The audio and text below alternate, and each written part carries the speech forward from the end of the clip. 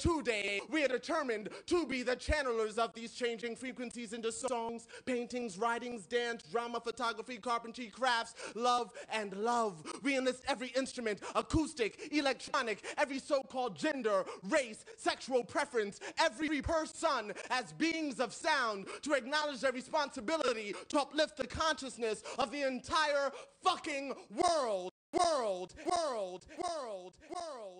What's up? This is Saul Williams. What else?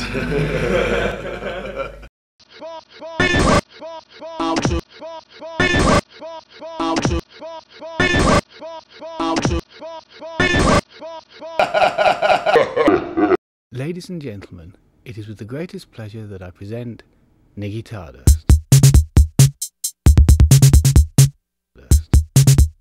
Niggy Tardust has a bit of cleverness, a bit of humor, a bit of wit, a bit of political satirism. You know, it has all of those things in it, so it opens in all the right ways. It's like a crowbar, you know, on consciousness. Now my theatrical side, which I was relegating to film and acting, I've brought to the music. Now there's a process of getting into character, Niggy Tardust. Like I'm in the process of writing a musical, essentially. That's what this has done for me. It's put a lot of my experience in context. You know, if you look at your life, like, why did I do that? You know, like, I must have been born to my parents for a reason. I must have chosen this for a reason. I must have blah, blah, blah for a reason, you know. Well, if everybody has to go through that, you know, then imagine Mick Jagger trying to figure out why it is that he went to school for economics. Because he went to school for economics, right? So it's like, why did I do that? Then you think of them being the highest grossing band. And you think, oh, that's just a whim. It's just because people like rock and roll. Is it that, or is it economic genius? So maybe the Rolling Stones, you know, thing is all about him applying his economics degree to his poses in front of the fucking Scorsese camera. Where you look at it and you're like, shit, he's 65, but I realize that it's not that he looks young. He knows how to fucking do that shit that makes you go, that's rock and roll. Now that's an interesting thing, you know? Because how does that relate to the fact that he stood on the side of the stage watching Tina Turner and primarily emulates her movements, but coming out of him it looks completely different, right? That's like a young white British kid right now studying Beyonce on the side of the stage and 10 years from now coming out on some rock shit but doing all Beyonce moves, but it being so out of context that you never think of Beyonce and going, that guy is a fucking star.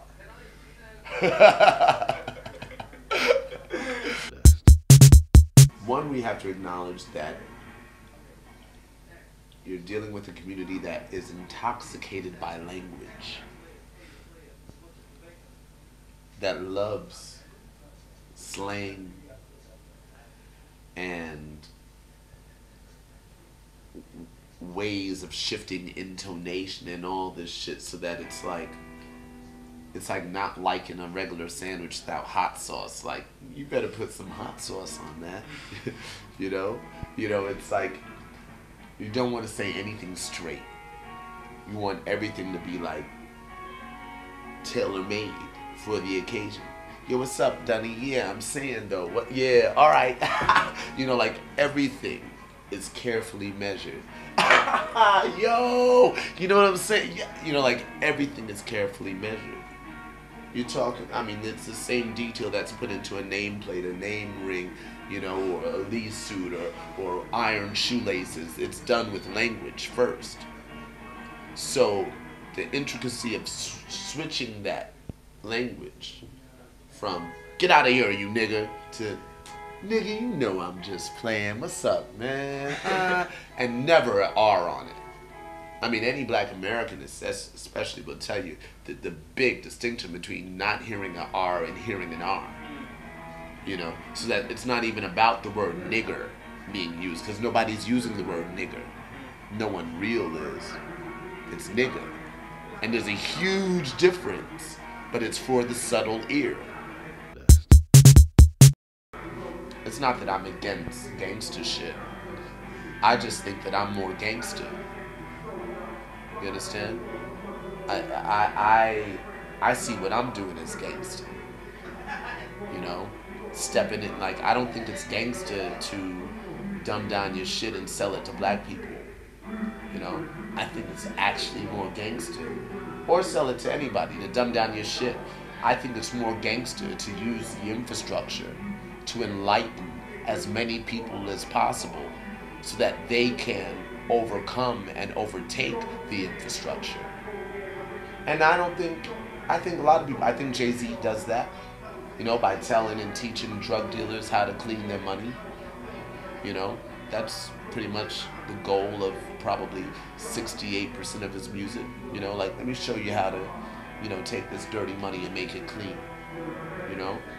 And I'm doing the same thing with cats that didn't take that route. Like, let me show you how to, you know, make that useless degree work for you. I mean, if words change the world, then it's ideas that change the world. If ideas change the world, then it's thought. And if it's thought, then it's will. And if it's will, then it's consciousness. If it's consciousness, then, you know, like, it all is interconnected. Words just, you know, accentuate consciousness and shape silence, you know, and sound. It's so, you know, the chicken or the egg. Everything affects the world. Everything. When I would sit in a room with my father and his friends who would all be ministers arguing about whether a woman has any right on a pulpit. And I'd be like, you guys are stupid. You know? That's stupid. You really think God is only going to speak to you? Yeah.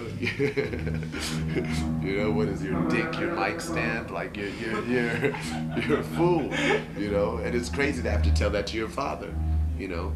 But it's the same thing when my kids sit in the back seat and listen to me listen to the news, and they're like, why are they arguing about whether, you know, gays can get married? They love each other, they should get fucking married. Period. This is stupid. You know, like, they get it that quick, where we want to debate. Because it's all an inevitable rise in liberation. Which is not to say that there isn't more bloodshed and more fucking atrocities that occur. They all occur as these things unfold and, you know, balance themselves out over time. But inevitably, we're growing, we're learning, we're bettering ourselves, we're beautifying. You know, we look younger than we ever did. You know, we look, you know, we're more informed than we ever were. We're healthier than we've ever been. But as we become healthier than we've ever been, we're pointing out more ways that we are unhealthy than we ever have. So there's more awareness of unhealth and unorganic shit and all this shit than ever before. So it seems like we're more unhealthy than we've ever been. But there's more awareness than there's ever been, you know? And so it's inevitable.